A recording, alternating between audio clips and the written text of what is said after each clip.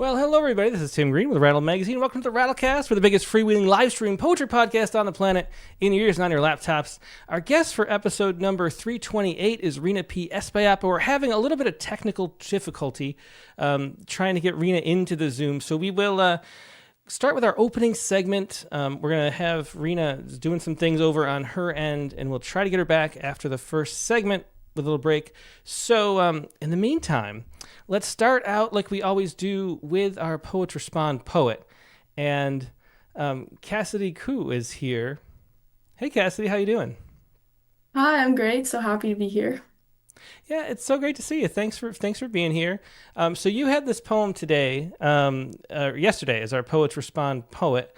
And tell us how this poem came to be. You know, it's a topic that, again, so many people are talking about. We've had poems published on this topic frequently over the last few weeks, and it's another one, and this one I found really moving in particular. So tell us how you went to the space of the poem. Yeah, so obviously at the center of this poem, like you kind of mentioned, is the current occupation that's going on in Minnesota right now by ICE. And while other poets have really been grappling with this event in certain ways, I wanted to focus on kind of treating the resistance and response to the occupation as the event rather than the occupation itself as an event. So kind of what I was doing in this poem is responding to the response and resistance that's been going on nationwide in solidarity with Minnesota. And it really just explores a lot of different things as to how response and resistance can look like, whether it looks like observation or reflection upon our history. And then it kind of bleeds into mixing it into hopelessness and how we can learn to grapple with that. And then of course, it ends with this reference to this Buddhist monk who self-immolated in protest to the persecution of Buddhists in South Vietnam in the 1960s. And I just thought that was kind of the ultimate sacrifice in service of resistance and wanted to include that as an homage to how history is related to the moment that is going on right now. Mhm. Yeah, I mean, I think most people have probably seen the famous photograph. There are a few photographs actually of Thich Quang Duc, lighting himself on fire, and reading recounts of that again, because I hadn't read that, the details of it in a while. It was really powerful and interesting in the context of everything that's going on right now. Do you want to go ahead and read the poem? Yes, of course. Self-portrait as Thich Quang Duc. The first time I tried to explain to my dad about martyrs, he pronounced it wrong. Martyr, like some fancy French general, the Y sliding soft from between his teeth like a dull blade. I felt like Hypatia of Alexandria, trying to lead my dumb cow to pasture, or perhaps the library itself, a cold husk of torches and fuel. The best red cape is the one that is really a flare signal. In return for my fortitude, I'm gifted history, too much of it. The black lacquer and gold engraving from the palace in Vietnam hung over a whirlpool of receipts dormant on the living room floor. Chicken feet soup simmering fat and velvet on the stove, a bell-shaped bag of bones and spit baptized with my sticky yellow fingers. What else is there to believe but what is right here? The news, the streets, the blood and slush. I watch a vigilante tear open a fallow vein, a child disappear into indigestible ink. I click yes on the terms of service. I march and scream, I click yes. I carve prayers into foam, yes. We were not meant to know so much about each other's dying, not so much that we are beginning to understand our sameness. I can imagine myself, almost, with my legs folded neatly on the freeway of Fifth Avenue, flesh crumpling like black orchids, burning with unflinching belief. My heart hanging low as heavy fruit, the last page left in the ashes. Yeah, such a powerful poem. Thanks so much for sharing that, Cass. And again, it's always difficult to find the right words for events that are emotionally charged like this, and it's really cool that you did. So thanks for sharing that, and thanks for doing all you do. Yes, thank you for having me. Yep, take care. Again, that was Cassidy Koo. That was today's poet, or yesterday's poet, I should say, on Rattle.com with Self-Portrait as Thich Quang Duc. If you have a poem that relates to current events, anything going on in the last week, please do submit it to Poets Respond. All you have to do is go to rattle.com. Up there under content, you'll find Poets Respond. Submit your poem by midnight Eastern time, and we publish one every Sunday. And also, if you don't yet sign up by email for a daily poem, go to rattle.com. At the very bottom, you'll see the email sign-up link. Get a poem like that in your inbox every day. Now, we had Rhina for a moment, and then she disappeared again. So hopefully we'll be able to get back with Rhina in just a moment. But sit tight, and we'll be right back with a whole lot more poetry either way.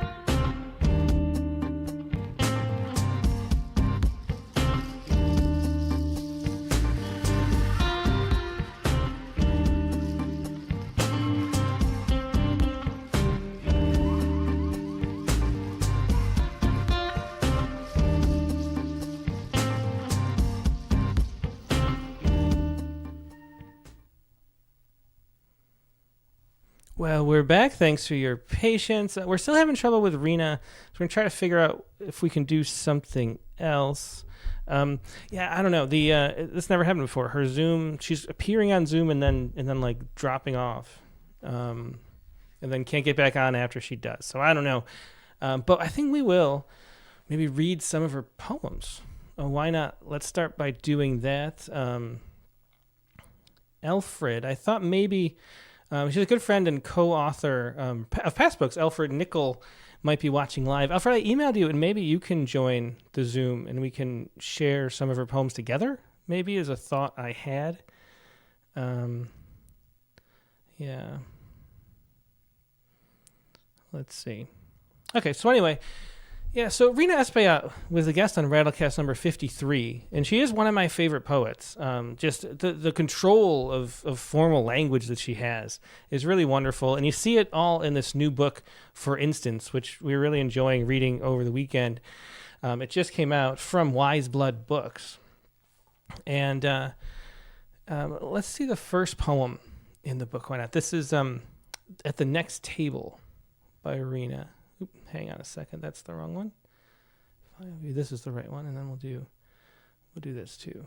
Okay, so this is At the Next Table by Rhina P. Espaillat from her book, For Instance. How beautiful their fingers when they sign, lit by the steady candle. Waiters bring rolls and a basket and uncork the wine. The young man sips, then he nods. They sing with their 4 hands. Now he inscribes the air with urgencies her palms, tossed by the storm, reply to. Why even try to look elsewhere? This icy night, no other place seems warm as the island of light they share alone.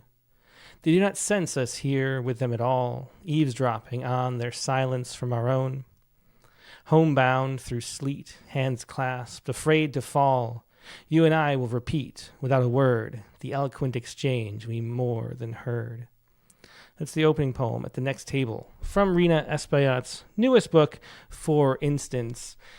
And you can see there in that sonnet form, just the wonderful grace and language that she uses. One of the things that we talk about all the time on the Critique of the Week is her a wonderful poem of hers,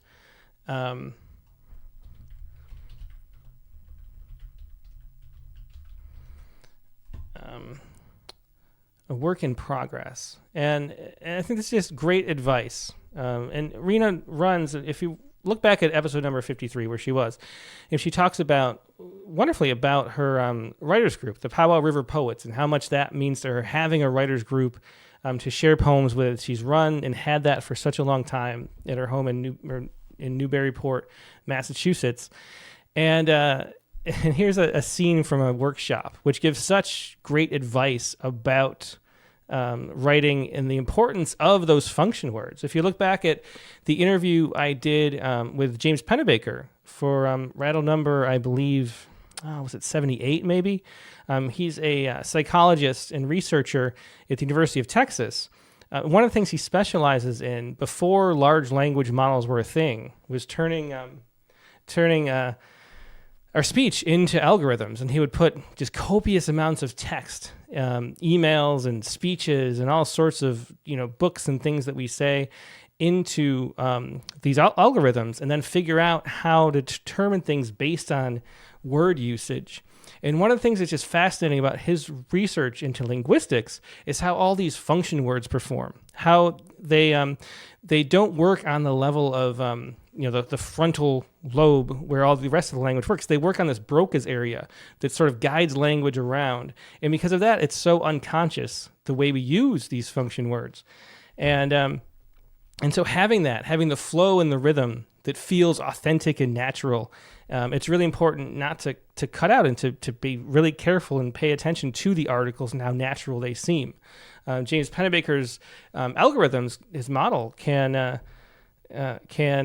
determine if someone's lying or if they're depressed or if they're happy based on their use of these function words. And so this is something that Rhina addresses through her workshop in one of my favorite poems from Rattle. This is from issue number 50. It was a Rattle Poetry Prize finalist back then. This is Work in Progress. Here we go with this one. Let me get this. 2 cameras here, by the way. Work in progress. He showed me some and asked for my advice. I pointed out a line that wouldn't scan, a pair of rhymes that cried for a divorce, and commented but briefly on the quotes in foreign alphabets unglossed. Of course, he said, and nodded and took notes, as if okay with all of it, and then added, put back every thee and an and a. It's almost nothing what to do, but articles make what they say ring true. You never know what buttons not to touch, which almost nothing's going to prove too much. This morning he submitted work again, but brusque, defensive, but with a hint of spice. Only fool goes for walk in minefield twice. Next time I'll tell him poem is very nice. Says Rhina, and I do read that almost, at least once a month, probably, maybe once every few months on the critique of the week, because it is such great advice that Rhina has there that she puts into praxis in that poem as well. And now, thankfully, we are joined by a friend of Rhina's, a really close friend who I mentioned before. Alfred Nicol is here. Hey, Alfred, can you join in? Yeah, there you are. Hey, how you doing? I'm doing great. Thanks so much. I'm so glad you could join. Let me put, hang on one second. Yeah. So I'm really glad you could jump on. I'm not sure why, what the difficulty was, but maybe Rhina will pop on later. Katie's trying to call and see if she can work her through whatever issue. So we don't have Rhina on. Yeah, we don't have Rhina. She came on a couple times on the Zoom and then disappeared and then couldn't get back. So, she's so good at so many things, but technology is not one of them. Yeah. Well, so why don't you start? Why don't you tell us just a little bit, Alfred, about what your experience? How long have you known Rhina, and what your experience is with her? Well, years ago, so this was before 2000. I read an article in the Newburyport News. And it was she and Len Krisak were talking about the power of river ports, and I thought, well, that sounds interesting. I'll go and see what it's all about. And to be quite honest, I just thought this is just going to be a little local group of,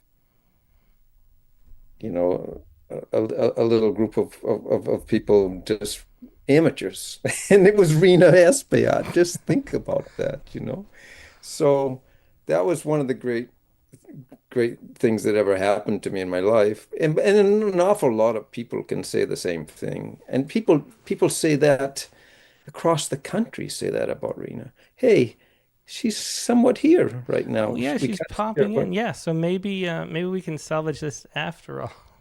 I better stop talking it's really cool behind her back. All right, so Rhina's here too. Hey, Rhina, can you hear us? You can't hear us? Can you speak? Are you able to? Oh, you unmuted yourself.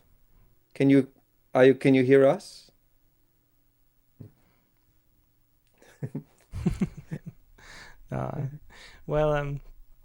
Yeah. But nowadays, and this has been going on for over 20 years, Rhina and John Tavano, who's a guitarist, a very wonderful guitarist, and we perform as the Diminished Prophets. And the great thing about it is, whether or not we have a show lined up, we meet every Monday morning at Rhina's magic kitchen table. So many good things have happened at Rhina's kitchen table. And so we have that honored spot every Monday morning from 10 to, maybe 1 o'clock. And that's the best time of our week right there. Yeah. Alfred, can you describe, what does Rhina's poetry mean to you? Like, what is it that you marvel about so much? Because I do too, and it's hard, trying to articulate it before. But she really is one of my favorite poets, and it's wonderful the rhythms and the natural flow of language that she uses. It's formal verse that feels so much like authentic, genuine, casual speech. That's what I love about it. And then there's a storytelling element that comes in too. So that's what it is for me. But what is it for you that you love about Rhina's work? Well, she truly does really think. She really does think in both languages. And the other thing that she does, and this may account for why it sounds so conversational, she doesn't start writing the poem on the page until after she's already composed the entire poem before she sets the first word of it down. Now that doesn't mean she doesn't go back in and and revise. I know because I criticize her all the time. And she often takes my suggestions. But the thing is that she she can't. I think she cannot hear us. It's like watching somebody. Well, I'll give her a call but anyway, so there's that. She just lives her life. A thought will occur to her and she'll carry it around and she'll just make one of these beautiful, beautiful, formally perfect poems that sounds like someone just speaking to themselves. And because that's what it is. That's what she has done.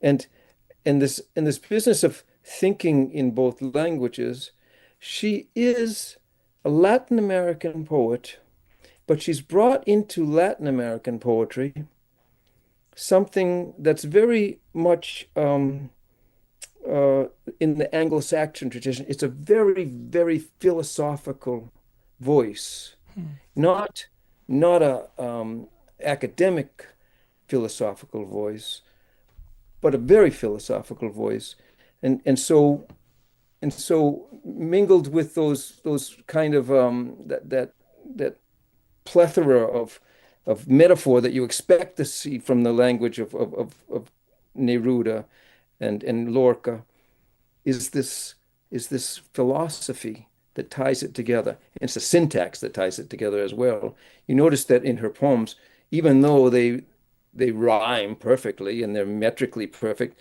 there's so much use of enjambment that you could on first hearing it maybe miss some of that.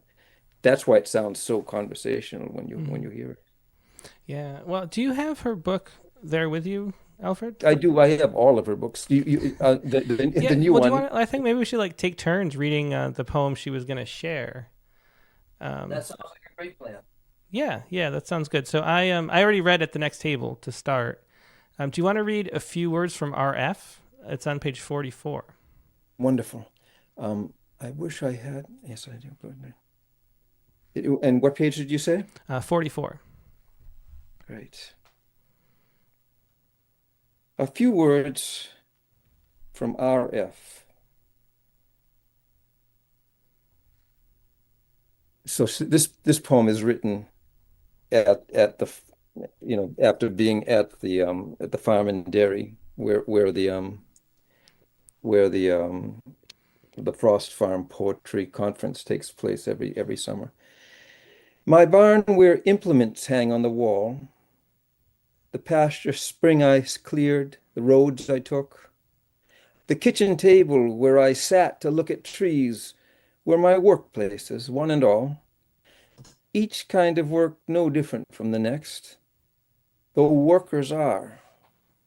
The rules that they've been taught tell some what to call right, the rest is not, according to their reading of the text. But others bend the text to fit the task, from mending walls to salvaging the day. Some say that makes no difference, but I say it matters. I would hire those who ask themselves what every tool is meant to do. Then test how best to use each for what ends, since tools exist to do what will intends. I say all that applies And just as true to the verse makers gathered at my place to harvest poems. Tell them no ghost could teach, if ghosts there are, the one way to reach the solitude behind a stranger's face. No more do we become great teachers of music or mowing just because we're dead. It's living teaches us. That's why I said in Birches, earth's the right place for love. Welcome them to my house and land, but no, I won't be there. Tell them the worker wields best the tools he learns in words or fields. Tell them to mind the sidesteps when they go. Yeah, so it's a great example of that wonderful enjambment and the casual way that the formal verse flows through from Rhina's poems and her engagement too with Frost and in the poetry world. There was a few words from RF from Rhina's new book. I'll show it again, For Instance, which is just out from Wiseblood Books. And we also have another friend of Rhina's here, Pedro Poitevin, who Katie invited on so we could get some more folks around. Hey, Pedro, how you doing? Hi, Tim. How are you doing? I'm doing Hi, great. Alfred. Hi, Pedro. And hi, Rhina. Yes, it's fantastic to be here celebrating the poetry of Rhina. It's absolutely amazing. And I agree with what Alfred was saying. I think of Rhina's poetry as intelligently warm and warmly intelligent. There's a mixture of those two qualities that are so difficult to put together sometimes in poetry. It's such a difficult craft, to put together warmth and intelligence in the same work. Yeah. Well, really well said, Pedro. And we're joined too now. If we can, I'm joining the party also. I just say I'm very impressed that Pedro beat me in here. He was really quick on the draw. Yeah. So I mean, Pedro was talking just about how much Rhina's work means to him and why, and and so I don't know. Do you want to read a poem? Do you have Rhina's new book with you, Pedro, by any chance or not? I don't, and I just came rushing to the Zoom, so my email was rather urgent to him. I'm sorry, it was like illegible. I think I have the book downstairs. I could go and fetch it. Well, well, that's good. So I think maybe let's see. Let's read another poem. I'll read one this time. So this is 12 Meditations. And another poem from, for instance, Rhina's newest book. And let's take a look. It's right here. Here we go. This is 12 Meditations. Just a little more juggling than normal right now. Okay. 12 Meditations. Clouds under marsh grass, gray heron and his double, joined on the water, each stem a living rope of water hauled up through green and back to cloud, tapping on my pain. I thought it was you again, but only water, snowflake in my hand, prism in the sun, and now nothing but water. Watching the river to learn what water must know, how well it lets go, the trembling where the skaters left their trace, silver warming to water, smell water, how the green taste of it rouses frogs, snakes in their new skins. Out of the secret onyx motions of water, where no light ever I was afraid of, water. But the sea called me, and I could not hide so much white lapping, so many tongues licking the shore, barely water, however sun spins it, wherever wind wears it, but always water.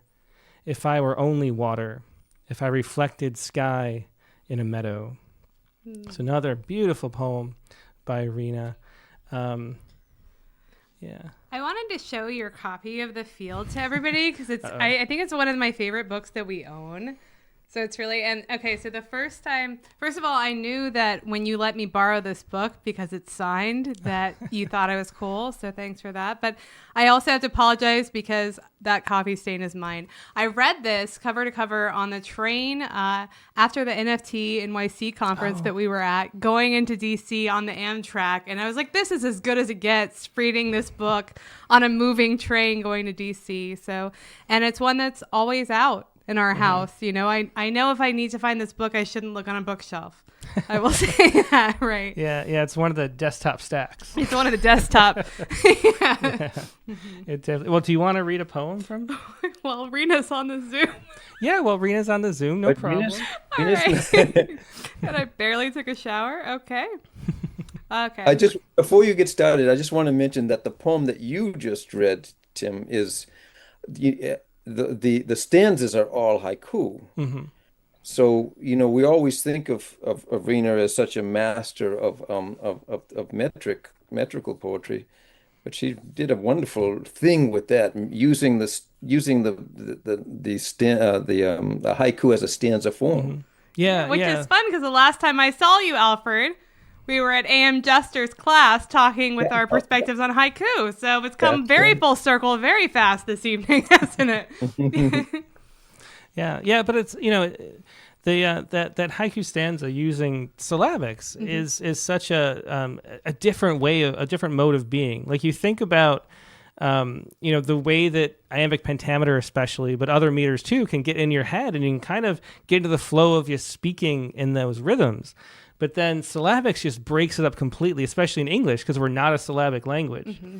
And so it really highlights to me how much is gained by just having some formal restraint, Like it's not the voice that's compelling these poems. It's the fact that you have to fit them in and find a voice that cuts against the syllables, And that's one of the things that really there's always, to me, an argument for formal verse. And it's that having some kind of limitation really opens up your mind and pushes you to new places. And I think it's really demonstrated, when using a form that's not, a stress inflected like the other forms are. And that's something, reading Rhina's work has helped me understand so much. I think everybody who comes from free verse, when they first dip a toe into formal verse, they feel that way. They think, oh, I'm so constrained. How could I write a poem? It's so constraining. But then, the last few weeks, the only type of poem I could write was a villanelle. Like you start thinking, in terms of the poem. And there's a magic to that, I think. Mm-hmm. A lot of magic if you're Rhina, of course. But, okay. Well, I think that it would be fitting to read the title poem. Yeah, okay. The Field. Let me make sure I zoomed in by the mic. Let me make sure I'm actually in front of it. Okay. Oh, wait, there's more. Because we have to do that. You have to show it on screen by putting it on the document cam. Wow, this is so complex, guys. It is, but we're just rolling with it. We're just rolling with it. So that it'll lean forward. Or maybe, well, I could hold it on the screen. Well, I don't know. Do you want to? Should we just not do that? You tell me, boss. we could do that. Why not? Okay. I lean forward. That's going to be really zoomed in on me right out of the shower. Okay. Now here. So we'll go. What did I do? Now this is frozen. Now we're frozen and it looked terrifying. Okay. No, you look fine. Oh, thank you. Okay. All right. Okay. So I have to hold this still under the doc cam. This is fun. This is the first time I've ever actually been the one to hold it. Oh, God. This is a bad idea. Okay, ready? Okay. You can read it off the screen. No, I don't like doing that. Okay. Thank you. Okay. Okay, maybe this is a bad idea. No, okay, you're right. I'm going to try to read it off the screen. Okay. No, I can't. I'm sorry. This is so rough. Okay. But see, now all the shows are going to be so polished in comparison. They are so polished. Okay. Okay. Can you see it now? Yes. Okay. Slick even. The Field. The wind stopped breathing on the field. At once the grass and its immense, meaningless turbulence stood still, as in an instant sealed, sun, stones and all, in sudden permanence. Sobered then, done with all the churning that lifts and multiplies the light, each stalk halted, upright, darkly attentive, as if learning what voice had summoned it to be contrite. But then I heard the wind relent. It breathed and blew the grasses free of what had sobered me. Not them, since what a stillness meant means nothing that a field of grass can see. If only what's obliquely thought, our brushes with the eerie, ended like this, clearly intended to spice the ordinary, not to evoke darkness, dimly comprehended. Yeah, another beautiful one. That's The Field, from The Field by Rhina P. Espaillat, and it is one of the most worn books on our bookshelf, as Katie mentioned. So we're still frozen over on our main camera. Charming. Let me see if I can fix that. Let's see. Can I reset this camera? We will... Is that going to do it? Yeah, it worked. Okay. So I reset the camera. Well, this is a fun episode. It is, because look who we have with us, too. We do. And I really, you guys would be so impressed. Pedro came like 15 seconds after I sent that email. It was amazing. I'd be really curious, too, to talk to Pedro about Rhina's influence on his work. I mean, Pedro, you're such an interesting poet. What you write is always exciting and different. And I love the connection that you have to Rhina. Yes, thank you, Katie. I think that Rhina, whether she knows it or doesn't, has influenced me tremendously. I learned to write poetry reading her work, and for me, it's always been an aspiration to write formal poetry a little bit like Rhina. It's obviously everybody has their own voice, and it's very difficult to imitate, but there has been an itch to imitate this dexterity with enjambment that Rhina has, and I don't know that I have succeeded, but she has definitely been an influence for me. Well, I love that you bring up dexterity. I think that's a wonderful phrase to apply to her poetry, too, because we were, reading her poems in bed last night, and the turns that she can take, that, within the meter, they don't feel sudden, but within, the actual context of what's happening feels sudden, and the ability to move so quickly between one sort of feeling and a different inclination. And I think that's something that it's hard to do as a poet, right? We get caught in like, this is my love poem, this is my, and then the reality is life is always moving in between these like micro emotions. And that's what I feel so much in Rhina's work. Yes, and I think that you posted recently about negative space in poetry, and I think that Rhina is extremely good at subtlety, at drawing attention to the thing that isn't being said explicitly on the page. And that is something that I really admire, because it is very difficult to do well. Yeah, it definitely is. That's something I'm actively trying to work on in my own poetry. So I'm glad you're pushing it out. Subtlety is not usually what comes to mind when people think of me. So... Yeah, well, Alfred, I'm wondering too, like what you've worked with Rhina so much in those groups. What is it that you learned the most? What was your biggest takeaways in getting to have Rhina look through and critique your own poems? Yeah, the great thing about Rhina is she always. I remember the early days of the Powwow River Poets, where someone would read a poem, and and it was a dud, right? So there's this silence, and for the person who's just finished reading, oh, what a killer silence that is. And who always broke the silence, Rhina would always pop in there and save that person from drowning. But on the other hand, if I were to read a poem and I thought it was, I had a chip on my shoulder and I thought it was going to be a great one, right? All she would need to do is just lift an eyebrow, and that would be a more thunderous criticism than anything that anyone else could have said, And there were people in the group that would have given me thunderous criticism, like Len Krisak, and it was a tough place to be, but her just a little silent little lift of an eyebrow, back to the drawing board, Well, that makes me think of the movie The Devil Wears Prada, because the same was said of Meryl Streep in that movie. She was the tastemaker in fashion, and Rhina's the tastemaker of poetry. Well, she does have a wide range. I mean, you shouldn't be saying this in front of her, but she's one of the great poets of the Americas, not of America, of the Americas.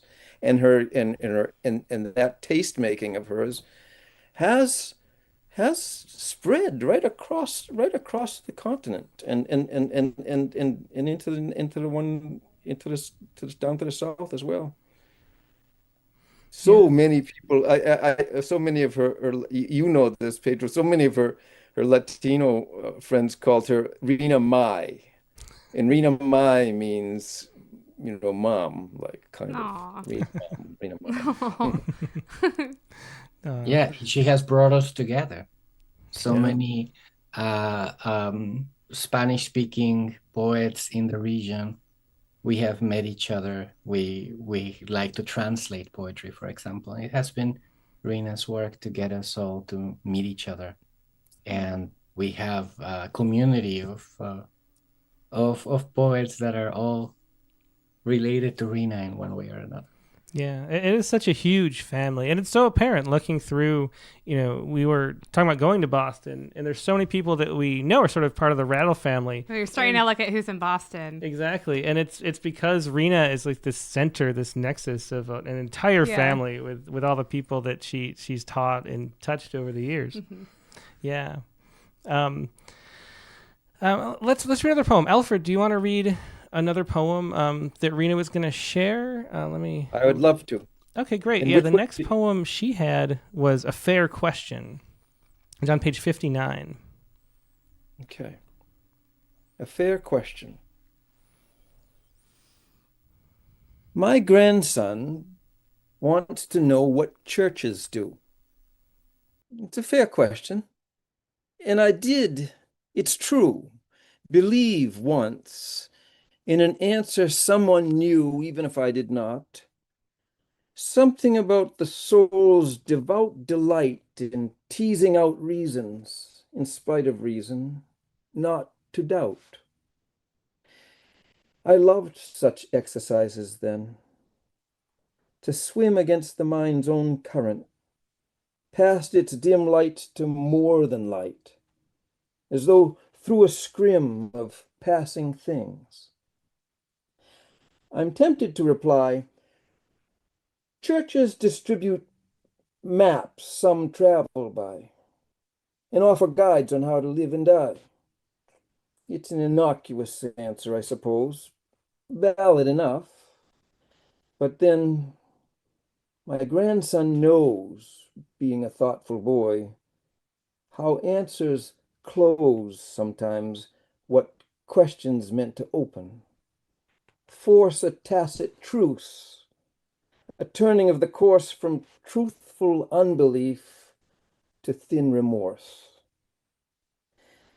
My grandson would see through, he reads me well, my tactful answers, careful not to tell more than I need about the flames of hell he's heard of from a friend who claims to know how everything 6,000 years ago was ordered in 6 days to be just so. How to explain the rapture? People jammed into celestial ships, joyously crammed with saved believers, while the rest are damned. How fear or wishful hope sends up in smoke the gift of intellect and makes a joke of artist, sinner, saint. But memory spoke just now. Bach's nimble stitching. How light looks dappled with stained glass. The silent nooks where scribes grew old retrieving ancient books. Bells of my town, calling with every beat the child I was to kneel before the feet of the Madonna. I inhale the sweet and sour of wax and body salt and wood, and think of saying, churches make us good, but cannot say it now. I wish I could. Yeah, and so many great pauses. Like the silence really lives. And you read that so well, Alfred. We appreciate it. And Rena mentioned in the chat because she can get that you read really well too. She appreciates it too. Well, you notice what Pedro was pointing out in something that. Oh yeah, you heard Pedro say it about the dexterity, but she's praising Bach's nimble stitching. Bach's nimble stitching. So she saw in Bach what Pedro praised in her work. Yeah, definitely. I love that too, though, about Rina's poetry, that she can have just an absolutely stunning, brilliant metaphor that any poet, if they came up with, would be like, wow, I can't. And she doesn't have to linger on it, right? She's not trying to milk the metaphor. It's just, the nimble stitching. That's it. That's the whole, and it's so powerful and so much more concentrated because of that, I think, too. Yeah. Alfred, what do you know? One of the things that's always interested me with Rina is that she's had a bunch of poems in Poets Respond too. That opening segment we had poems about current events, and she, she's participating that way. A lot of the poems in the book are really talking about what's going on politically right now, including the title poem, for instance.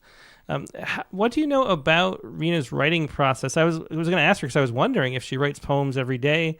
I asked her if she had more poems the other day, and she said, "Oh, I have oodles of poems. I have poems everywhere." So, do you know? Does she write? How often does she write? You mentioned earlier that she writes them in her head first.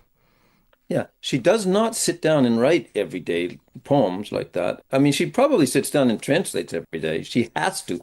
She translates about 3 books a year. I mean, major full books.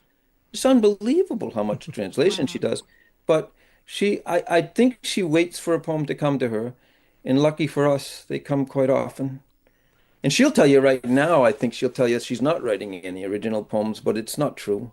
I think she's surprised when she sees how they've piled up. That's great. Yeah, it's a good problem to have. Yeah. She's making fingers behind my head while I talk here.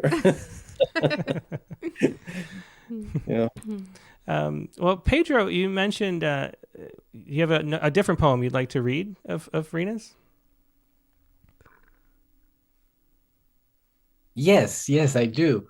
There is the opening poem of the previous collection is Links, and I have it in front of me. In this lost moment that the lens once caught, my son turns, bending slightly toward his son, as if to hear more clearly what is not spoken in words at all. Look how each one, the quiet man in blue and the small boy in his red shirt, attentive and aware, is equally at rest, held by the joy of one another's presence, how the air between them shines with it, as with a glow more lasting than mere day. The child has grown, tall as his father now, who years ago outgrew a father who outgrew his own. An endless chain whose links cannot endure, but this caught moment says it holds secure. Mm-hmm. Yeah, another beautiful poem. So, what is it that you love about that one, Pedro? Well, it's I think one of the things that I love about that poem is that it is it's this phenomenon of what is not said is very important in that poem. It's a study of the photograph of father and son, right? But it fixes not on the face of each one of them, but on what passes between them, how the air between them shines. The poem names time as an endless chain whose links cannot endure, but then it closes with a paradox. It's the photograph's claim is also the poem's wager, right? The art cannot stop time, but it can sustain precious attention to what passes between us. Yeah, really well said. Yeah. Yeah. That comes from after all, yes. that's and she's talking about these links that last forever and don't last, but they can't last. They can't last. But they do last forever. I really think of that book. I think of that book as Rina's truly as a masterpiece. And the reason is I read it as one poem. Because throughout that book, that's early in the book, the one you Yes. read. But throughout the book is a series of losses. Everything's a series of losses. And there's even another one of those poems that is there's all haiku, and it's funny on the surface because it's about leaving behind what's that wonderful fruit? It's a Latin American fruit. Yes. Um, Mangoes. the mango, right? And she has to let it go when she's coming through the airport, and That's right. she's just mourning the loss of it. But it's like it's like it feels light, but the whole book is full of losses, full of loss of her dear first friends that she met when she first came to America, and that remained her friend throughout her life, and of course her Alfred, her husband. It's a book full of searing losses that still keeps track of the thing that you just pointed out, that these links that cannot last are eternal. They're eternal.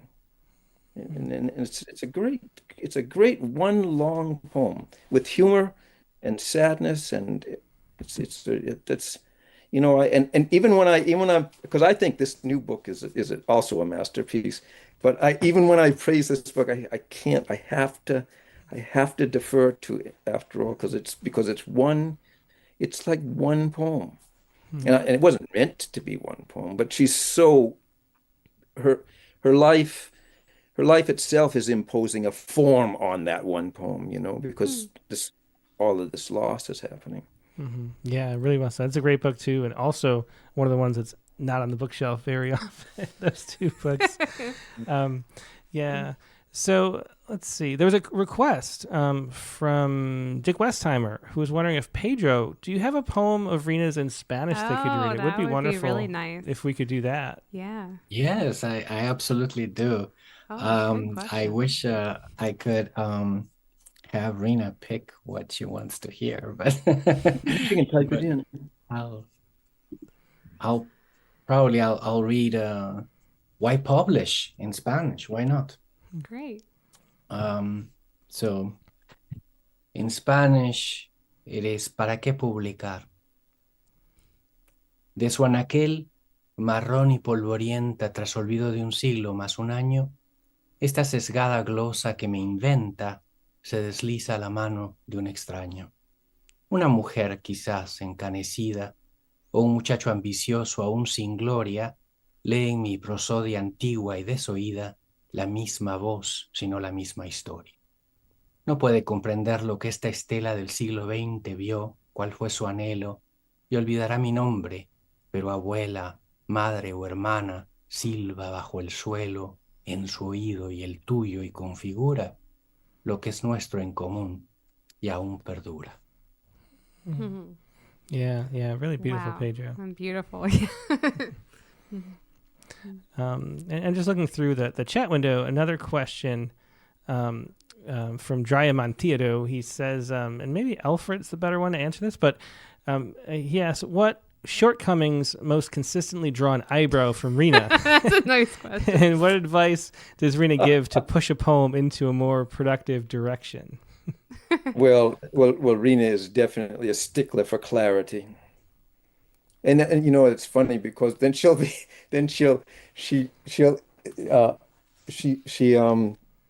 one of the most recent books that she translated is by this artist, Jimmy Valdez Osaku. This is a wonderful book. It's a wonderful book, but I challenge you to understand a single word of it. But he thinks in images because he's a painter, And I think this was really quite a challenge to Rhina when she translated because it's so unlike anything. Because her thoughts, they may be subtle and they may be very deep, but we can always follow her where she goes. Mm. She never leaves the reader behind. Yeah. It's like a courtesy. So I think that's the thing that she's most interested in. And also, if you're going to work in meter, I mean, she doesn't insist that you work in meter, but if you do, she's not going to let you get away with, bad meter. Yeah, for sure. Let's see. Pedro, do you have anything you want to add to that question? Have you worked directly with Rhina? Well, I've shown her my poems every now and then, and also translations. And she has a very very delicate sensibility. It's very she understands the two languages extremely well. So it's not, she reminds me of Borges. There was there's an anecdote in which a translator, I forget who, was translating a Borges sonnet and had perfect rhymes throughout except for the final couplet. And he said to Borges, he showed the translation to Borges and said, well, the final couplet is off rhyme, but it works. And Borges said, no, it doesn't. but I thought very hard about this, and this is the best I can. Well, you need to think harder. And I think that's exactly the attitude that Rhina would have. And I think that that time has proven her right when there are doubts about the clarity or the suitability, the aptness of a particular turn of phrase in a poem. Usually, thinking more has its benefits. Eventually, something comes of it.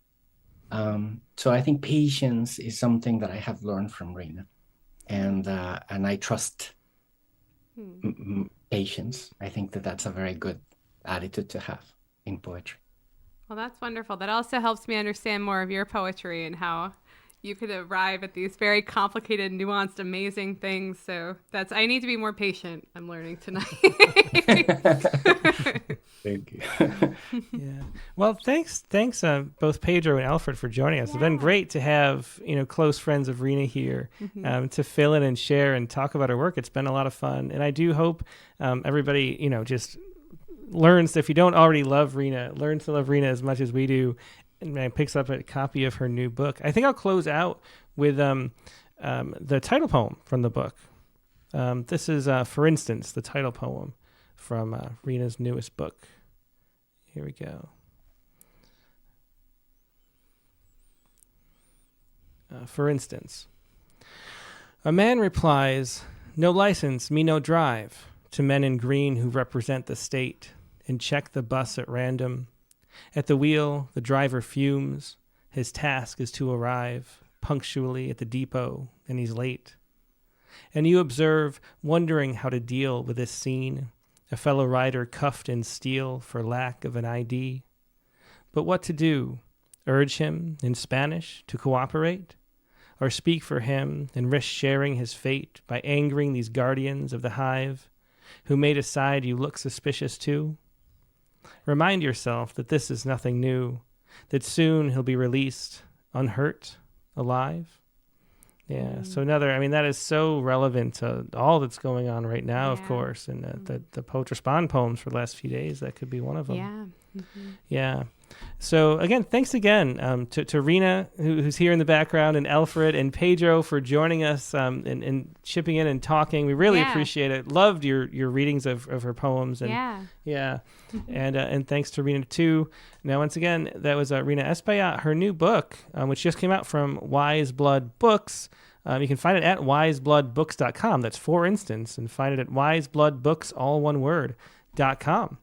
Now we're going to take a quick break and go to our prompt lines. I don't even have to bring in a chair this time because Katie's already here. I brought it in myself, everybody. Aren't you did, proud yeah. of me? Yeah, that's a heavy chair, too. Yeah, it doesn't really roll on this It rug. does not. I learned that tonight. We're also going to be announcing the winner of January's prompt poems category, so that'll be really fun, too. Yeah, we'll be joined by the prompt poet of the month. We'll also look at the invited prompt lines.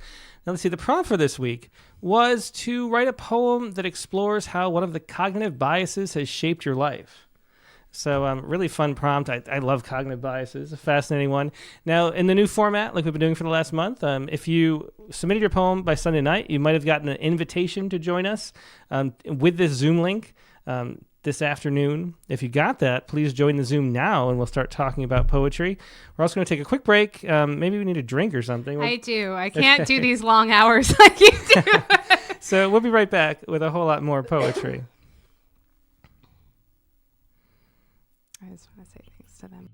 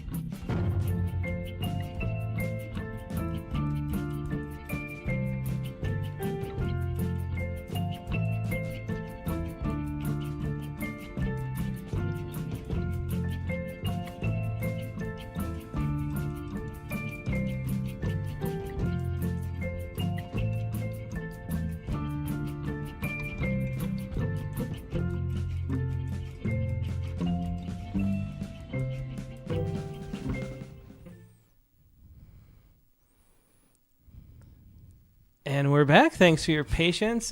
We've got Katie here still. So, Hello. Hey, Katie. Hi. And we're also, which I totally forgot to tease, but we have the prompt poem of the month coming up right now. Right now. This is the moment we're going to announce this. And I think that this is a really exciting poem. The prompts I want to say, too, for the last month, again, there were a lot of strong ones. I just feel like the submission, like the whole category, everybody's getting better and better. And it's really inspiring to see.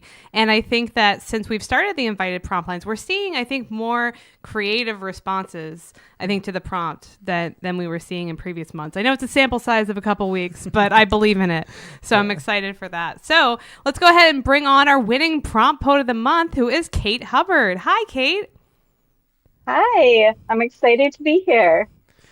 Yeah. Well, we're so excited that you're here with us. And I have to say, Kate, you've been writing prompt poems for a few months, I think. And really, you had one poem that is going to be in a future issue of Rattle. So you've had that success, too. And you've really been writing exciting work. So this is a really interesting poem. Thank you so much. Yeah. So what prompt was this written for? This was written for describing a taste as creatively as possible. Yeah. Yeah. Yeah. So should she read it? Yeah, Katie, you want to start reading, and then we'll continue talking about how delicious this poem is in a sense. Okay. All right. Excellent. So it's called Necromancy. Sitting on the basement floor of the College Street archive, I'm chanting curses under my breath. Melanoma, lymphoma, glioblastoma, and building pillars of the maladies. My own little Stonehenge of suffering. I'm casting the spell called overtime. The green-gray patient files radiate around me, spiraling like a circle of salt. There are no windows. The sun doesn't rise down here. And the fluorescent lights tick and shudder. I'm raising the dead from one box to put to rest in another. The low pile carpet bleeds into my bones with the damp cold of cemetery moss.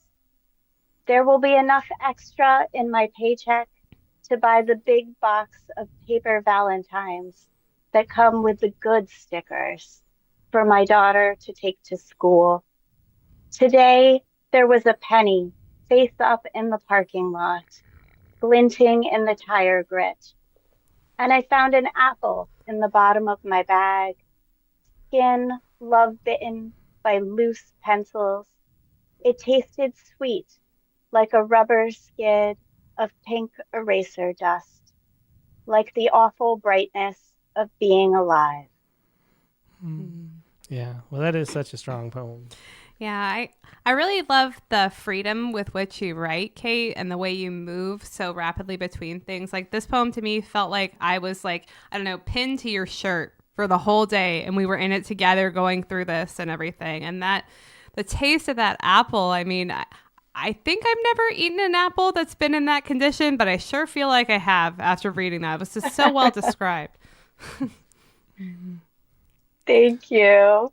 It's kind of bright and depressing at the same time, which I think is all of life. Yes. Yeah. Yeah, really well said. And that's the stuff of poetry too. It really is. Those complicated moments. Yeah. So I'm curious how you approach prompt poems in general, because you do write them a lot. Do you just, get into the flow state immediately, or what does it look like when you sit down to write? It's like running it's like a background process in my head, usually for a couple days. Like, I never feel like I can come to the prompt lines, because it usually takes me more than a week to finally work it out.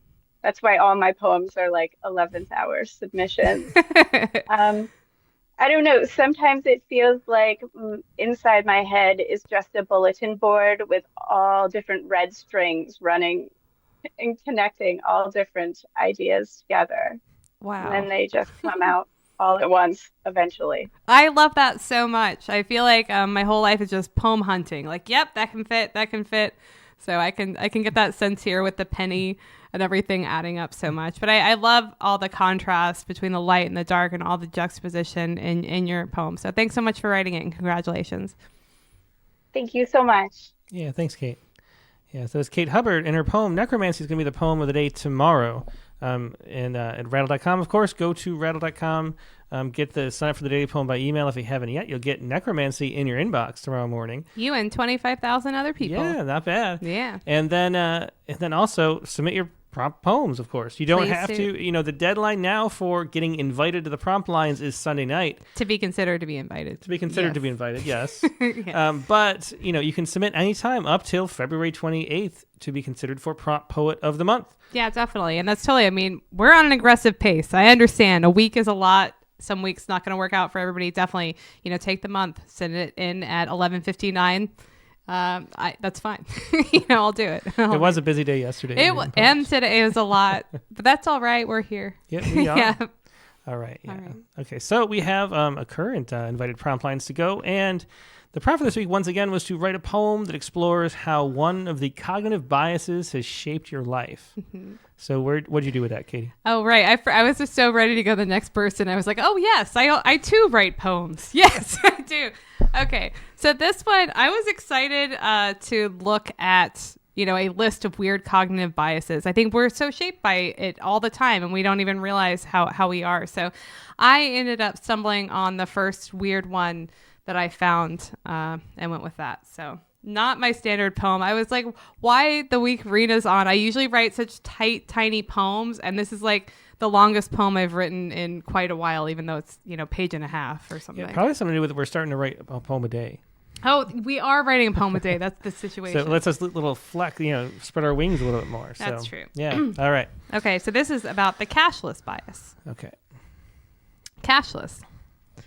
It turns out we spend more when those strips of soft paper don't unfurl from our own hands, when our money sets sail from a far more distant land. I got a credit card because I love inlaid flowers, only to wilt when the grocery clerk compliments me on it. In my hand, it's thick and cold, a distant uncle perhaps, or a secret I have never told. Even the flourish of swiping turned to fast chip inserting, turned to a quick tap with a good job beep.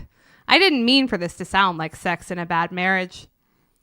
My mother had a checkbook she'd update while they bagged up Little Debbie's. I tried not to speak, not to ask for more. But this card, even named as though it may exist to wish me happy birthday, is today's dagger, quick and brutal. I spent years clicking change into a piggy bank, only to find when I went to college how very little I'd saved. Sorry, there's a line? Well, I'll see you or someone new next time. Yeah, well, that's great. Great humor coming in. I love that line about the bad marriage. Thank you. It was funny because I was writing it. I was like, wait, what is this like? Not ours. No. Yeah, thanks. Yeah, great. And that's a cognitive bias I never heard of before. The cashless bias. It makes total sense. I know, that's why I love exploring them, because they always make so much sense. And it's like, yes, the world makes sense. Not only do the banks make I know. 2.5% or whatever off every purpose. Yeah. They also get you to spend more. So disconnected from it. And it really is true. So yeah. Anyway. Back to cash. Okay. No, I don't want to do that also. That's annoying. The part that's not in the poem. Yeah. Anyway. All right. What did you come up with? I was looking at that list and just started thinking about, because they're all so cool, but they all have like a similar thread. And so I was kind of thinking, like, what are they all, like, what is it really if you like had a one thing? Mm-hmm. And then I just was kind of wandering and I came up and I went in this direction, which is a little bit longer as well than I usually write. So here's, it's called, I should have mentioned the circus was in town. I was walking the dog one day when it occurred to me how everything works. Naturally, I had to tell the first person I saw, and it was Bill or Bob, my neighbor down the street. He was out hosing the pine pollen off his asphalt driveway. Bob, I called over, I finally figured it out. Congratulations, he said. I've been hoping. He was such an affable guy, which is why we all loved him. He wore the kind of glasses that said there was wisdom in getting along. It's simple, really, I said, as he bent to shut off the water. The simple is often the most profound, Bill said over his shoulder. I am always the center of the universe, I explained. When I move forward, I push everything else behind me.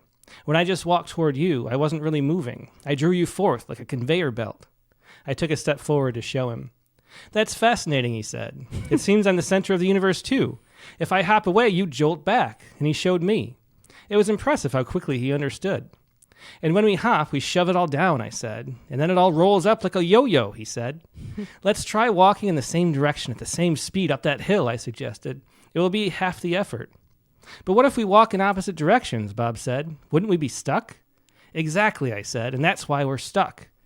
Just then, a mime passed, balancing on a large red ball, juggling 3 bowling pins. He had to walk backward to keep it all going. Even the dog was impressed. We could tell by the jerk of the horizon. So that is, I should have mentioned the circus was in town. That's so funny. I love the pulling it on the conveyor belt. I feel like whenever I'm going to be looking for that moment in real life too. Also funny because I was talking about how I wished I could juggle when the technical stuff was happening early and I could have come on. So the circus really would have been in town had that, and I didn't know you wrote this poem. Yeah, well, there you go. A lot of weird things, like the whole barn. Yeah.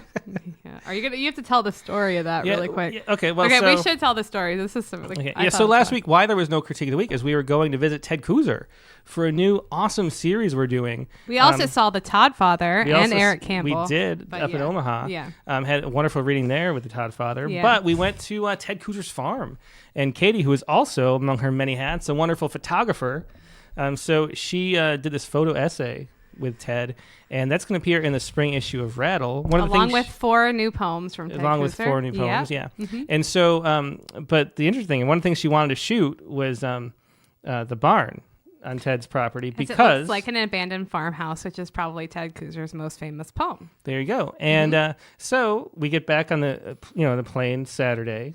Our daughter Jo goes to school, and the English teacher walks down the aisle with some poems on to hand out, plops it on Jo's desk, and what poem is it? It's The Abandoned Farmhouse by Ted Kuzer. Yeah, what are the odds? Yeah. So that's the kind of thing that happens And the all night the time. before, too, we just showed the kids like the final proof of the photos. We were really excited to show them because we worked really hard on it. And you mentioned that poem. And I in the said, barn. oh, and this picture I was really excited about because I, wanted him there for that poem. And then, so Jo afterwards, like, went up to her teacher and was like, so my parents run a poetry magazine and they were at Ted Kuzer's farm. I think the teacher was a little confused. A little bit.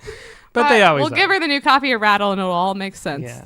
All right. Yeah. Well, anyway, yeah. So Sorry, I was still wild. That was okay. it was weird. Yeah, because I we know. just heard this story like an hour before. Yeah, I know, and I freaked out. Yeah. Okay. Katie has a Lane Bennis reactions to things. So you gotta duck. Actually, too. Yeah, that's true. All right, I Anyway. think it is time to go to our community host, It definitely is. Dick Westheimer. Hello. Hey, Dick. Hello. Hello. I know that you were on improv, one hand paper hanger spinning plates role tonight, but I'm glad Alfred's still here because I loved listening to Rhina's friends talk about being in poetry community with her. It actually had some benefits. Of course I missed Rhina, but Yeah. thank you, it's Alfred. like the old Shakespearean trick. We heard so much about her, Yes. before hearing from her. Yeah. And if I could take a tiny little bit of personal privilege here, Rhina commented on my Rattle Poetry Prize poem back in 2021. And I think having her do that made me adopt the word, I am a poet. And so just that sense that Rhina would appreciate something, find something in a poem of mine that she appreciated. So Oh, that's wonderful. I have a poetry little pocket in my heart for her. Aw. And one more thing, I was going to write a poem on status quo bias about how I couldn't imagine changing prompt lines would be better than prompt lines already was. And it's just been fabulous. The new poets, the new faces, the community reading. So I was too literal about that to be able to write a poem, but it is my status quo bias at work there. This has been fabulous. Well, that's great. And we should remind everybody, too, that the next community reading is coming up the last Sunday of the month, which is a date I should have looked up before coming in here. Well, it's the same as last time. Last right? Sunday. So- I said Saturday, didn't I? I'm so sorry. It's Sunday, 7 Eastern. And Dick Westheimer, your special guest co-host is going to be Erica Reed this month, right? Yep. So that'll be wonderful, too. Yeah, it's February 22 good. Nice. Yeah. All right, okay. Dick, you have a poem I've Terrific. heard, Thank you. too. I'll put it on my calendar. Good. So my poem is Confirmation Bias in a Time of Uncertainty. And you'll see what it's getting at. My bias that every storm must be a climate change storm. It's late January, and a tragedy of geese flies south over my house. Their V's extend 30 deep, pulling slender threads of time behind them. memories from back in the Holocene, when in late fall the fowl would heed the quiet summons south. They used to know the rules, when to stay, when to leave. Now they are fooled by the trickster of this new epic, like Coyote, making confusing tracks in the snow. The Anthropocene shouts so loud that it drowns out autumn's calling. I have a penchant for seeing catastrophe in every sign. I imagine these geese spell out villainy in the sky. The lead goose honks in strange rhymes, a hex, I think. But perhaps it's a charm. Listen, it says, it's always been like this, a bewilderment, a cabaret with no MC, a club of mimes and jazz quintets and drag queens and gamblers throwing their cards in the air. Only I imagined I was coming to see a ballet, even though my ticket was clearly printed Bacchanalia, a show featuring geese and seasons and a universe not caring about my reasons. Mm. Yeah, well, that's a great poem, Dick, again. And I really like the music in particular in that. I feel like the music in your poetry, it's been like more arresting as of late too. So more resting or arresting? Arresting. That's an important A, isn't it? More resting. I fall asleep reading your poems. Either might be a kindness. Either way. Thank you for this. Appreciate it. Thanks, Dick. Yeah, it was Dick Westheimer with Confirmation Bias in a Time of Uncertainty. Next, let's go to Chelsea McClellan. Hello. Hey, Chelsea. Hey, Chelsea. Yeah, great to see you. Great to see you too. Oh. I can't hear. Hold on one sec. Yeah, Chelsea. it's super quiet, Chelsea. What? Yeah. I think maybe the mic's not working. Can you hear me? Yeah, that's great. That's perfect. Yep. Okay. Sorry about that. Rhina is the reason I write poetry. She was my introduction to contemporary poetry. I didn't know contemporary poetry existed. And Alfred is also a fantastic poet. People should go look up more of his interviews and poetry too. Yeah. Yep. Hey, Chelsea, tell us, how did you find Rhina's work? It's an introduction. I don't know. I was stumbling around on the internet and somehow came across Changeling and Butchering, and Changeling rocked my world, and then I went down a rabbit hole of her work. So. Well, that's great. And it definitely, I think, shows in your work too. So. Yeah, definitely. Yeah. So what was your prompt poem this week?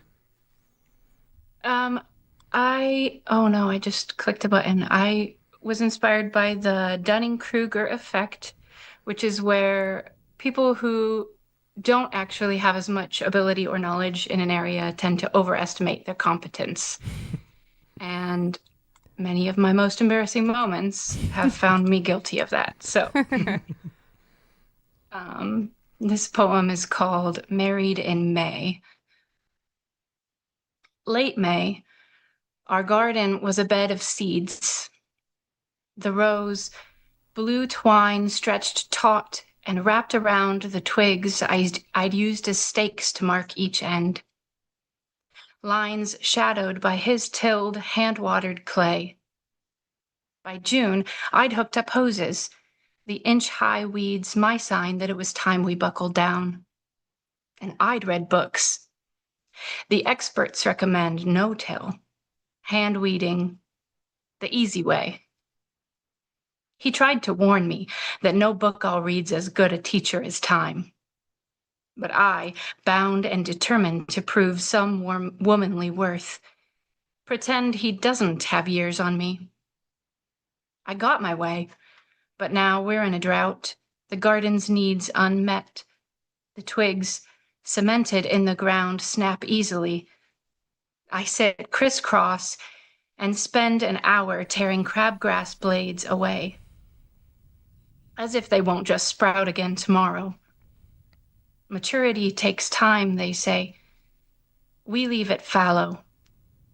as if the time for compromise is ever gone, as if I weren't still on row one. Yeah, great couplet at the end there. Yeah, and I really felt very connected to the poem when you said, sitting crisscross, picking the crabgrass is just such a complete image for me. And beautiful music as always. Thank you. Yeah, thanks, Chelsea. Thank you. Yeah, that was Chelsea McClellan with Married in May. Let's go next to Jeff Stumpo. Hey y'all, how you doing? Hey Jeff, Hey, great Jeff. to see you. Yeah, doing good. Yeah. So I wrote about the illusory truth effect, which has other names, including validity effect, truth effect, and reiteration effect. And it's the tendency to believe false information to be correct after repeated exposure to it. I was not aware of this bias, and it's sad, but it makes a lot of sense. Yeah, for me. I've worked really hard to eliminate as many of my biases as I can, and I can't shake this one. So, clouded. The other kids hitting me and spitting on me. Surely I did something to deserve it every time. Surely I still deserve every downpour, like little fists. Well, negative space came up because Pedro brought it up, because I've been thinking a lot about negative space lately too, and this poem really encapsulated it well.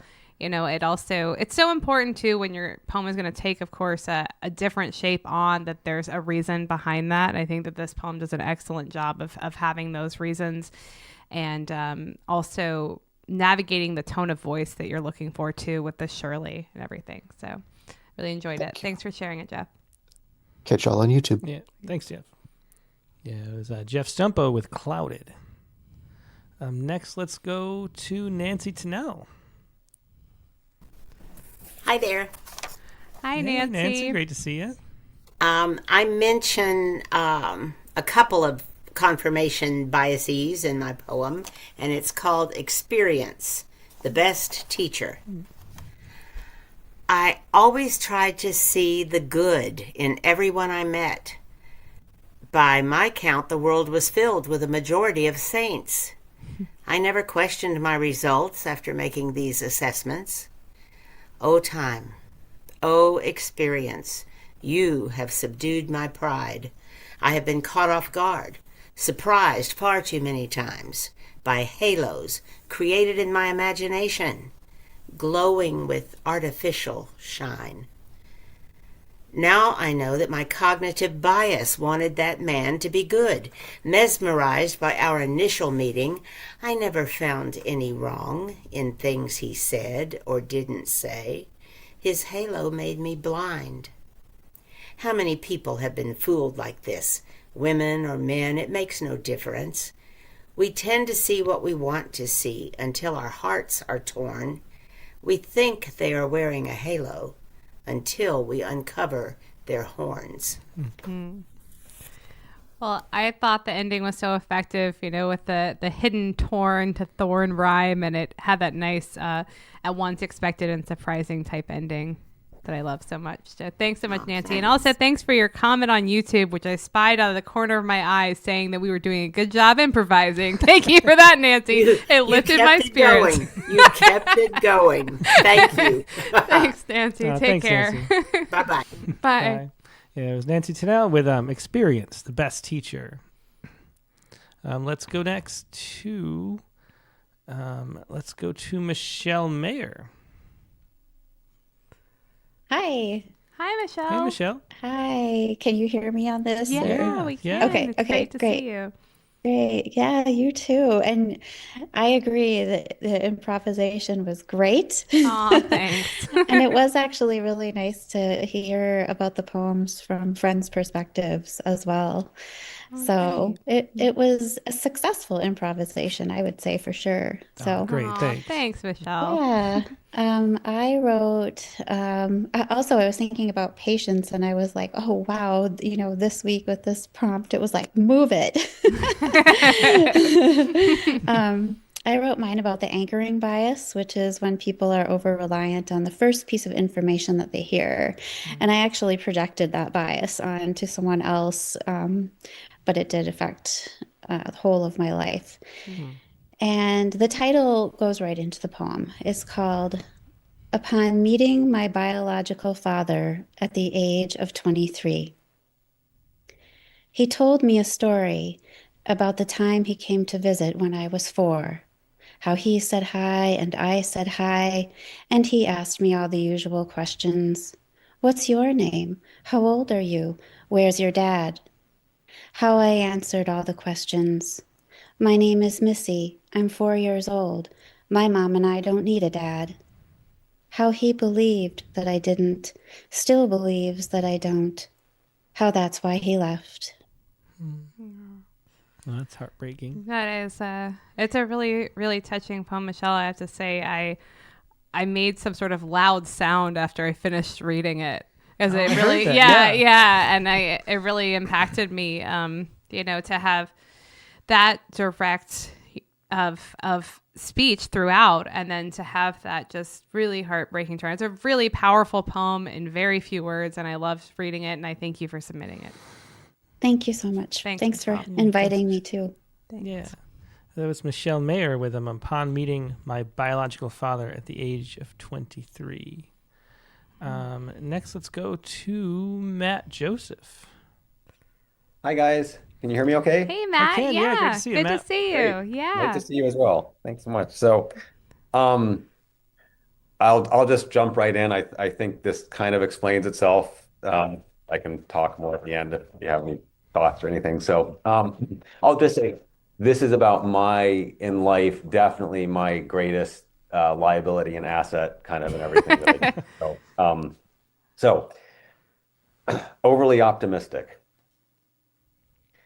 It's not that my childhood didn't try here and there to nibble my bones down to bits, my atoms to leptons and quarks, with more fissures in my family foundation than Theismann's fractured tib-fib, and a stepmother nutty as Arkham Asylum.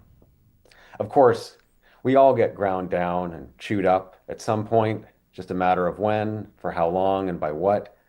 But the world had me pegged for some pegging so early that when it let up on the WWE of it all, the suplex, the clothesline, the tombstone pile driver, and I stumbled, fist drunk and kick stupid from out my wee pain cage to discover that love isn't always a burning mattress stuffed with bloody rags and melting clown noses, but could also be a secondhand sofa touched by the divine hand of afternoon naps that my wife and I haggled down to $3.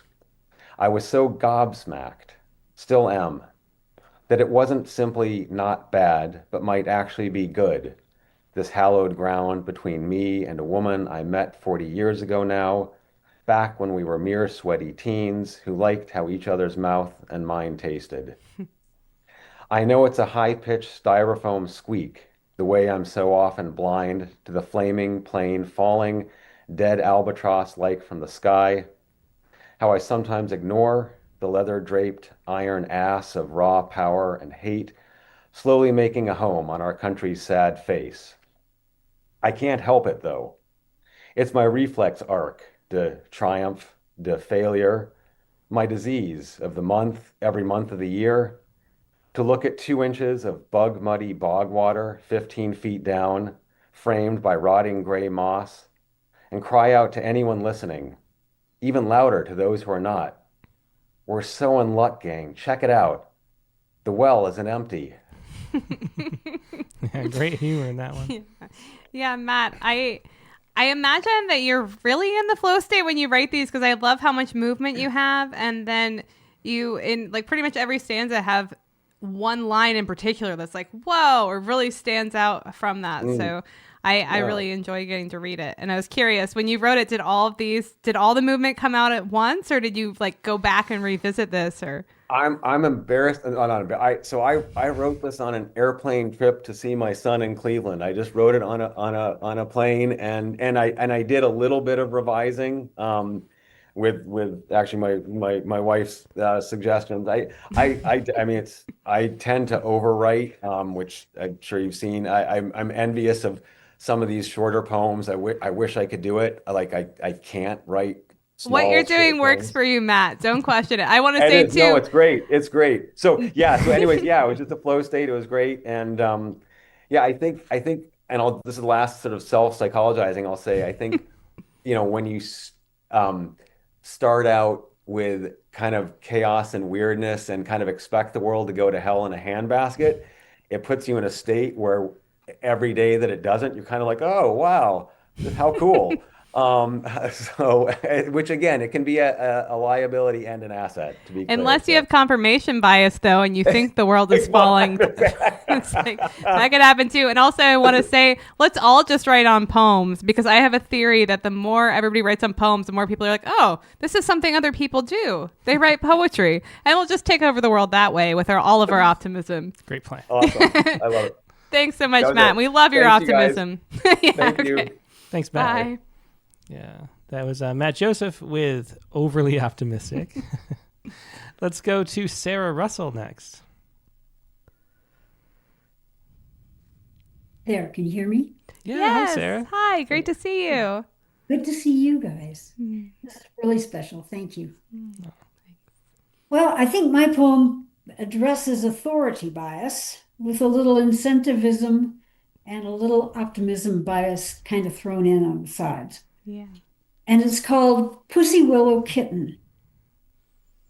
When I was 5, I wanted a kitten. Put a pussy willow in milk, my father said, and overnight a kitten will appear. I put the catkin fuzz in milk. It folded like a kitten should, I thought. I ran come morning to the bowl. No kitten had appeared. You must have done it wrong, Dad said. Try another way. And so I did. 2 fuzzy nubs, a branch full, plastic, glass, and crockery, skim, 2% and whole. 1 night or 10 till the milk curdled. I never quite believed him after that. Yeah. Well, this poem definitely pulled on my heartstrings too, reading it. Everyone was rooting for the speaker in this to have the kitten appear very much, I think. And the frankness with which it's displayed that didn't happen is part of what hit me too, with it. There's a lot of restraint in this poem too. And the imagery of this happening with the fuzz in the milk is very apparent and definitely fresh and not something I've really thought about before. So thanks so much for writing it, Sarah. You're welcome. Thank you. Thank you. Yeah, thanks, Sarah. That was Sarah Russell with Pussy Willow Kitten. Let's go to Jared Campbell next. Hello. Hey, Jared. Good to see you. Good to see you. Yep. I think I'm going to jump in and say this is our most postmodern poem of the night. Yeah, probably. That's what you get for inviting me. So, I thought 2 of the there's several biases in this, but 2 of them that might benefit from being introduced is what I think is maybe the cruelest cognitive bias, which is the just world fallacy. Is that people want to believe that the world is just, that the righteous will be rewarded and the wicked will be punished. And the next step in that line of thought is that if someone is suffering, they must have done something to deserve that suffering, right? So it immediately turns into victim blaming. And it plays such an important role in allowing people to talk themselves out of their own empathy, which is why I think it's the cruelest cognitive bias. Good point. Mm-hmm. And then also one of the perhaps the deepest, most fundamental cognitive bias is apophenia, which is people have a desire to find meaning in the world. And so they see patterns and personhood and meaning in places where there's just randomness. Someone looks at the moon, they don't historically see randomly distributed craters.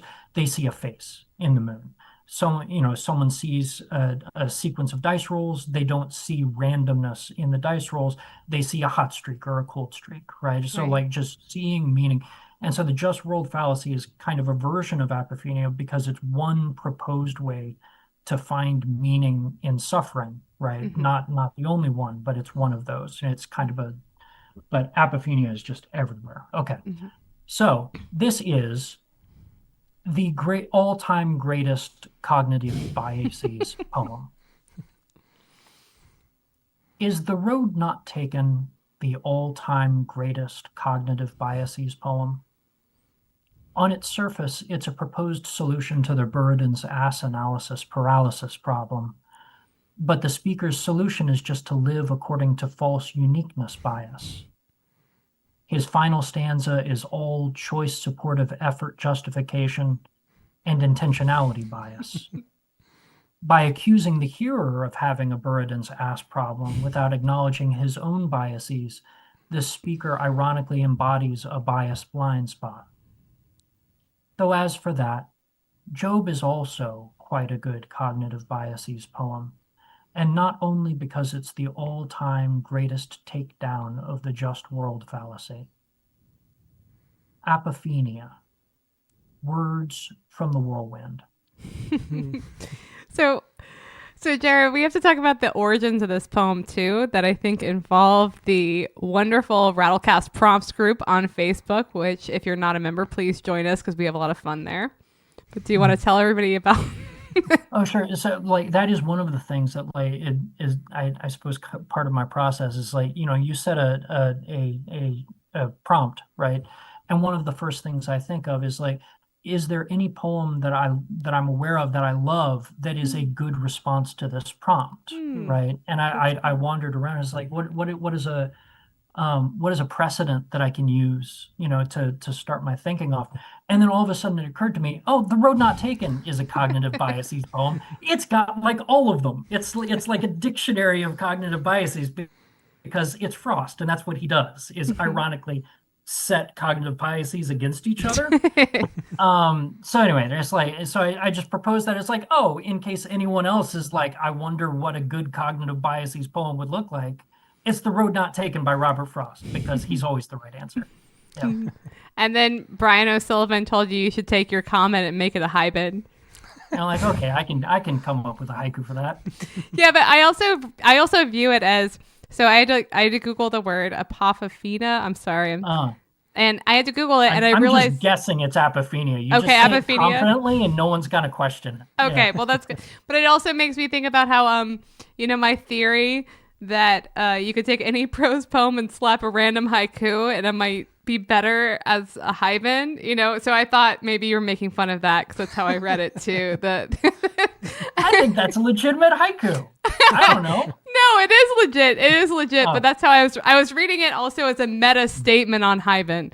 But that's me doing apophenia to an apophenia haiku. So we've really got too many levels here. A lot of levels. I think that works. All right, thanks, Jared. All right, talk to you later. Ooh, that was Jared. That was a lot. That was a lot of learning. We should clip great. that one out and put it out so people can have a knowledge drop. Knowledge drop. Yeah. All right. Yeah. So that was Jared Campbell with all-time cognitive bias. No, all-time greatest cognitive biases obviously. poem. Yeah. And that's funny. The Road Not We Taken do. is so We have true. a lot of fun in the Prompt Lines group. It really is true. There's a lot of stuff that happens. Yeah. Apparently. We sound like troublemakers. All right. Well, let's go next to Leslie Ann Skechterson. Hi. Hi, Leslie Ann. Yeah, Great to it's so see much you. fun. Oh, good. Wow. Oh man, what a great night. Oh, thanks. Well, I really love the title of your poem, so I'm really excited for you to share it with us. Well, when I looked at the list of cognitive biases, it really wasn't hard when I saw optimism. I thought, oh, yeah, that's really the way that I've survived in my life from I was a research scientist, so I survived on getting grant funding for over 30 years, and then I had to raise my kids, and it's like, there's just no other way to look at things, but yeah, it's going to work out. So that's why I always find rainbows in the dark. On a cloudy day, I hand the husband papers and wait for rain. He looks at me in vain and screams, "What about my health insurance?" Attempts to convince me, daughter of a race car driver, that I can't take care of my car like him. The sun comes out as the screen door slams, the last time we were a family under one roof, because I was too proud to be called too stupid to make enough money to support 2 kids and one lazy husband who saw work as that 4-letter word he refuses to do.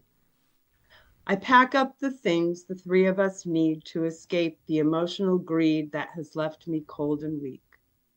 Tears on our cheeks, I look into my children's eyes, tell them we are newborn butterflies, unfolding strong wings to soar in new skies. Life will surprise us. Every day we carry on with optimistic bias. Love the surprise us bias. Yeah. There at the end. Yeah, I think that the butterflies tying back into the title was so nice for me too. And then I kind of like wanted to complete the image. So thanks so much, Leslie Ann. Thanks. I have a little confession, Katie, though. Oh, this started out. Well, there's so many things that I could make a story about how the optimism in my life. So I write haiku every day. So I started just writing all these haiku. And so I thought I was going to write a haibun, but the haiku led to the story. And then I don't know, I just didn't need the haiku. Well, that works. It worked out. However, the haibun led you where you needed to go. So that's great. That's right. Thanks, Leslie Ann. Thanks so much, Leslie Ann. Yeah. Leslie Ann Skeckerson with I always find rainbows in the dark. All right, and next let's go to Thomas Mixon. Hello, thanks for having me. Hey, Hi, Thomas, thanks for being here. Thanks. Well, we're going to move from butterflies to another insect, locust borers. Everyone's favorite. Everyone's favorite, sure. Yeah. This is based off the cognitive bias, zoocentrism. And it's called impression management. There's no narrative in the drainage ditch, only locust borers, which we mistake for bees, combative, clinging to their niche of sunlight, horrors incarnate, daybreak with a gift to give. Maybe it's a glitch of nature, explorers that we are, fake gods forced to live against the pitch of heaven's corridors and the stories we unmake. Well, Thomas, I love the fake gods ending. I thought that was really wonderfully done, and the concision with which you write and how the poem itself kind of looks like, it's a ditch also too, I think definitely added to it. And can you tell everybody about that bias? Because I only learned it from your author's note. Oh, sure. Yeah, it was in one of those lists on Wikipedia. It's also known as plant blindness or zoo plant neglect. It's basically the human tendency to ignore plant species. And then so thinking a lot about that. And then when you listen to a bunch of podcasts with like Carl Jungian analysts talking in the background, it all just kind of comes in there. That's really neat. Well, thanks for sharing that, Thomas. Thanks for having me. Thanks. Yeah, thanks, Thomas. All right, we have one left, right? Yeah, well, that was Thomas Mixon with impression management. Get that in. And then last but not least, for sure, is Veronica Tucker. Hello. Hey, thanks for Veronica. having Good to me. see you again. Yeah. Good to see you. Thank you for putting me last. I appreciate that. So this bias is called the Semmelweis bias or the Semmelweis reflex, and it refers to the human tendency to reject any new evidence that might contradict your already established beliefs. An important one, I think, for all of us. Yeah. Yeah. Right? Yes. So Semmelweis reflex. In 1847, they laughed at hand washing, preferred their colleagues dead of fever to the insult of soap. I learned this in medical school, rolled my eyes at 19th century arrogance. then spent a decade watching evidence accumulate like snow against a door that I did not open. Buprenorphine works. Needle exchanges save lives. The studies kept coming, but I had been taught 12 steps or death, rock bottom before redemption.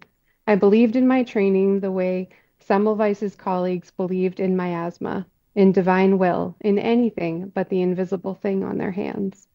It took a patient's mother, her son, blue on a waiting list. Something about the way she said his name made me see what I had been washing away. Not dirt, doctrine. Now I prescribe what was once refused, and the reflex stays. That flinch before the new, the way my hands still hesitate before they clean themselves. Well, I think that the ending is, again, so restrained and, giving us that image to go on. And then the metaphor that you have with the snow accumulating like evidence is just, I think it's a brilliant metaphor. I think it's really powerful. So thanks so much for jumping out of work and coming straight to be here. And thanks for sharing and writing it. Thank you. Yeah, thanks, Veronica. That was Veronica Tucker with Semmelweis reflex. And one of the many things I learned today. It was a very educational episode. There's so many of these, and they're all so interesting. And keep the poems coming. So these poems aren't due till the end of the month. If you want to turn it in just for consideration for being prompt poet of the month. I'm also saying that selfishly because I like learning about biases. So thank you for that. Yeah, very fun. And really, like, having them in poems like makes them more memorable. The problem if you start to look at the Wikipedia page, there's so damn many, I know. But then seeing it highlighted in a poem. I know. I actually want to do a book of these. I think it's really fun. Yeah. But an anthology too. An anthology. Yeah. So. All right. Well, anyway, so that is going to be the show. Thanks everybody for doing that. Let's go now to what do we do next? A haiku. Oh yeah, the haiku. Do a haiku next. Okay, so you went with this for your haiku this week, Katie. Here you go. All right. So I have old bookstore turning into the sound. So I'm referencing Basho and his like the most famous haiku of all time here. Also, we found a really cool old bookstore while we were in Omaha. Definitely Jackson Street Books. Shout out to them. They had just great poetry section. It was, they definitely did. Yeah, everything but a Ted Kooser book. Everything but. It is huge. I love it when you walk in a bookstore and it's not like the poetry section is hidden. Like when we were in England and we walked into a bookstore in like Soho or whatever, and it was like right there, the poetry, right there by the door. Yeah, you could see it through the window of the store, the poetry section. It was exciting. Yeah. So, well, actually, I love that. And the Basho reference is just particularly interesting. Okay, well, I went with this one. Thing about... Do you have an old pawn reference in yours? I do. That's so weird. Isn't that weird? Yeah. Yeah, so this is from Ted's Pond. Yeah, we did see the pond. We did, and this is sort of a found haiku because he said this. He said 16, but I thought he said 6. Okay, some debate. Sorry. No, I know you repeated 16, but I thought he said 6. No, I embarrassed myself in front of Ted Kooser. No, okay, go ahead. It's okay. Anyway. Either way, it doesn't really matter, and that looks doesn't. better. Sorry. Yeah, his old pond. 6 feet lower this year. That's really interesting. Yeah, so that was my haiku for this week. And if it's a Ted Kooser inspired haiku, can you call it a Koos-koo? A Koos-koo, exactly. Okay. All right, so that's the haiku for this week. That is the show for this week. Now, what do we have on tap for next week, Katie? Well, I think that people aren't going to be shocked by this prompt. Write a formal sonnet, choosing between a Petrarchan, Shakespearean, Spenserian, or Miltonic sonnet. 4 options only. American sonnets. I love American sonnets. Don't apply to this prompt. Don't forget the Volta. And at some point, use an exclamation mark. Did I sound excited as I read an exclamation mark too. Nice. Yeah, I thought we'd get in there. Yeah, well, that's a good one. That'll weed out too the people who just have a sonnet in the. I know that was important. If there's like a suspicious exclamation mark where it doesn't belong, I will know. I will know people and write a new sonnet. It'll be fun. I mean, this is going to mean that it's rhyming according to one of these, already established patterns, and that we're going to be working in meter. So hopefully this episode, I think a lot of the talk we had with Pedro and Alfred have helped. Yeah, definitely. And you can check out so many of Rhina's poems online for examples of wonderful sonnets and other forms. Great excuse to read a lot of sonnets. Let's post them in the prompt lines group. Yeah, great. Yep. Well, that's the prompt for this week. We're at a formal sonnet, choosing between a Petrarchan, Shakespearean, Spenserian, or Miltonic. I don't even know what a Miltonic is, to be honest, but I'll have to look it up. It's really similar. Okay, anyway, okay. Cool. Well, that is the prompt for this week. Now, next week's guest is going to be Luisa Meridian. Luisa is one of the Rattle Poetry Prize finalists. She also co-wrote a book with a past double guest on the Rattlecast, Julie Kolchinsky. She has her own two of her own books. I Make Jokes When I'm Devastated is her most recent. And Luisa, we saw her read. It was a great reading. She was hilarious. I'm excited. Yeah. Yeah, it was like a stand-up comedy, but then also a great poem. Yeah. So just back and forth between the two. And I love her Poetry Prize finalist poem. Yeah, and that Paris poem is really good. We can talk about how much we love that because the Rattle Poetry Prize entries have all been submitted now for the votes for the Reader's Choice Award, which we have to tally up. But I think we got like a record number of votes this year. It looked like a ton in the inbox. Exciting, yeah. So that'll be fun. And maybe if we can count them in time, we'll see who the winners are. I don't know. We'll get counting. But anyway, the guest is Luisa Meridian. That's Monday, February 9th. The regular time, 8 p.m. Eastern, 5 p.m. Pacific. Hope to see you there. Hope you have a great week. In the meantime, and we'll talk to you later. Goodbye. Good night.